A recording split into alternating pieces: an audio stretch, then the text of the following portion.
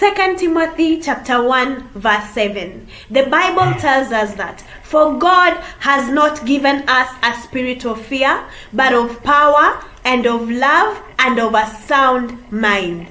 Fear, the silent dictator.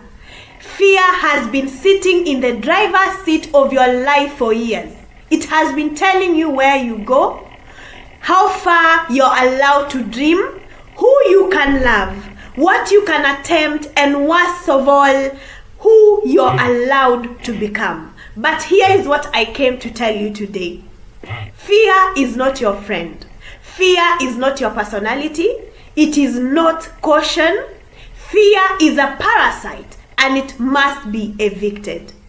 Hi family, welcome to Talks with Brenda Jaff. Here in this space, we heal, we speak out loud, and of course, we level up. And today, I want us to end the toxic reign of fear in your life. And when I mean to end it, it is to end it forever. So, let us talk about fear. Fear isn't just an emotion. It is a spirit. It is a stronghold. It is a mindset that distorts your view of God, your view of yourself, and your view of the future. So, I want you to hear this. Fear doesn't usually shout in your life. It comes in, like as a whisper. It disguises itself as logic, as caution, as wisdom, but underneath all that, there is a lot of slavery and bondage. So, I want to tell you this, that you are not born with fear. You are taught fear. You are taught fear by experiences, by voices, by the world, okay?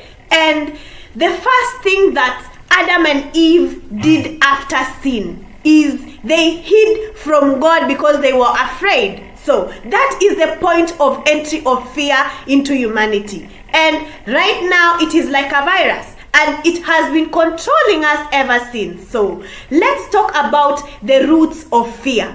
Where does fear begin? Where does fear begin inside you? So fear began in your life through childhood trauma. It could have been, a parent who yelled too much. Or it could have been a bully who made you feel small.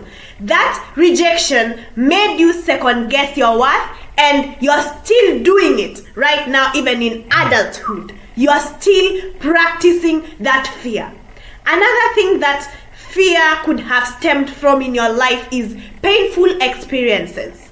That heartbreak in your life that taught you never, ever, ever to trust anyone again. That could have been the source of fear in your life. Or it could have been failure that made you scared to try again. Okay? So, another thing that fear stems from is, cultural conditioning. Society, I feel like, rewards fear a lot. We play it safe. And if you dream too big, society has taught you not to dream too big. You're taught to stay where it's comfortable.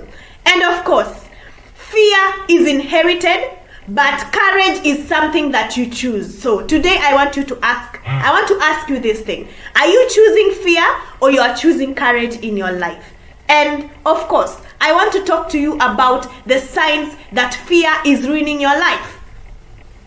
Fear, the first sign that fear is ruining your life is overthinking. You overthink every decision. You're afraid to make the wrong move in your life.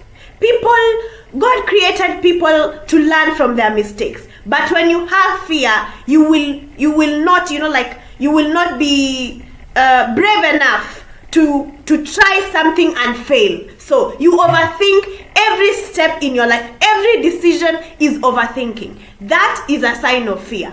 Another one is you procrastinate too much in your life. You keep saying, I am waiting on God, while deep down you know that is fear talking. You are scared of what could become. Another thing is you avoid speaking up because you are afraid of rejection. So the best thing to do is to just not speak at all. Okay? That is a sign of fear.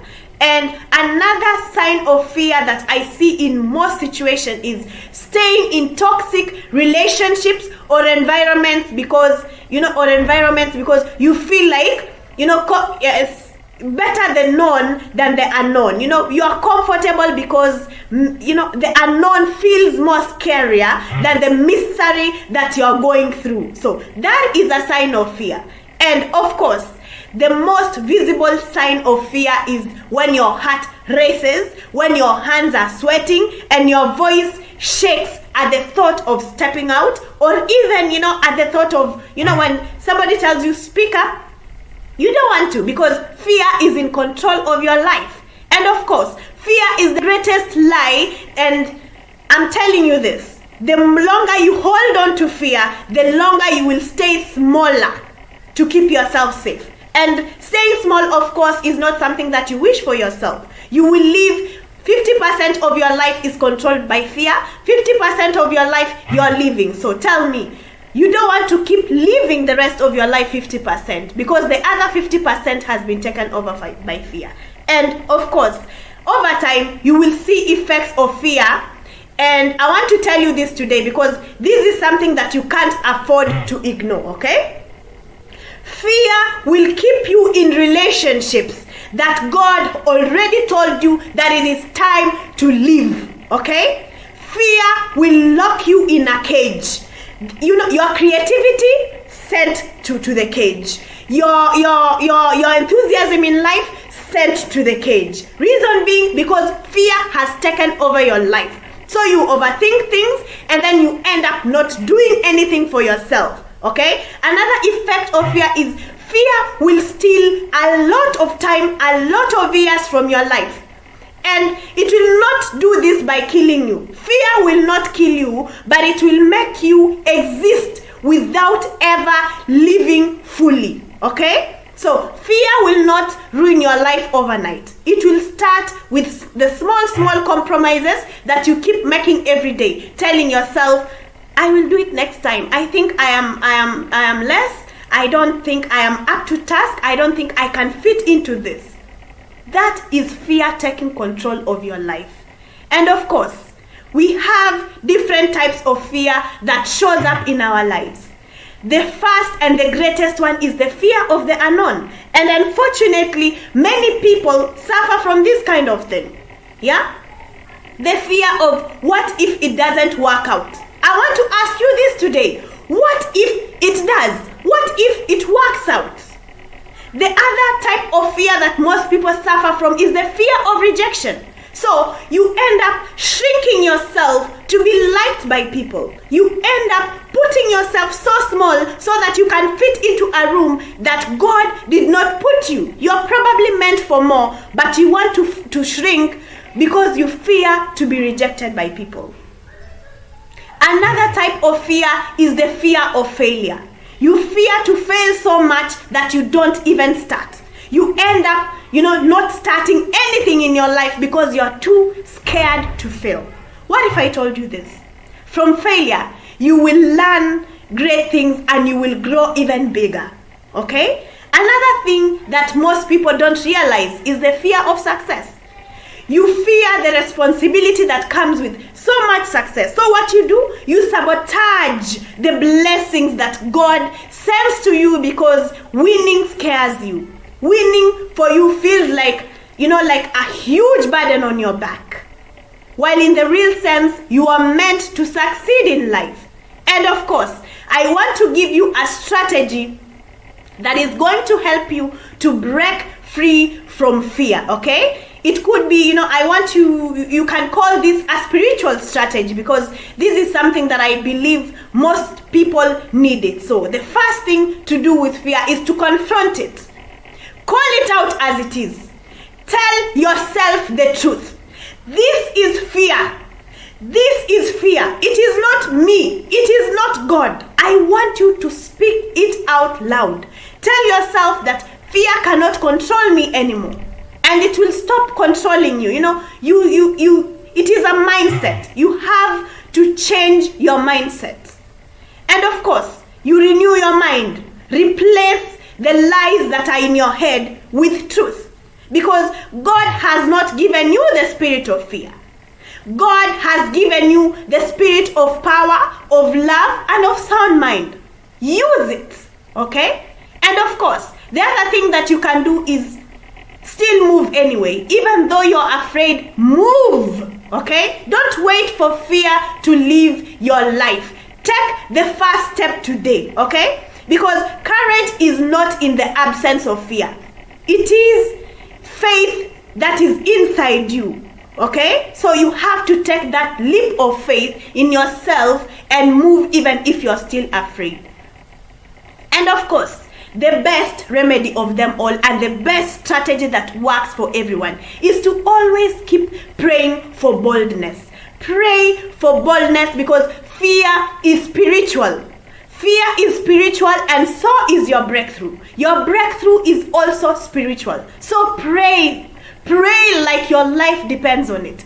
Pray for your life. Pray today and I promise you fear will lose a grip of you and you will be able to live a life that you have always wanted for yourself, a life that is not being led by fear but that is being led by courage. And of course, fear has had its seasons in your life, yeah? And I want to tell you that this is your season of power. This is your season of boldness. This is, of course, the season for your soundness of mind, okay? And I want you to type in the comments and tell yourself this, that fear is not my portion. Because when you say it, you're claiming it in Jesus' name. And I want you to tell a friend to tell a friend, because fear has been ruining a lot of lives for too long, and maybe it is time that we end this epidemic together, okay? This is Talks with Brenda Jaff.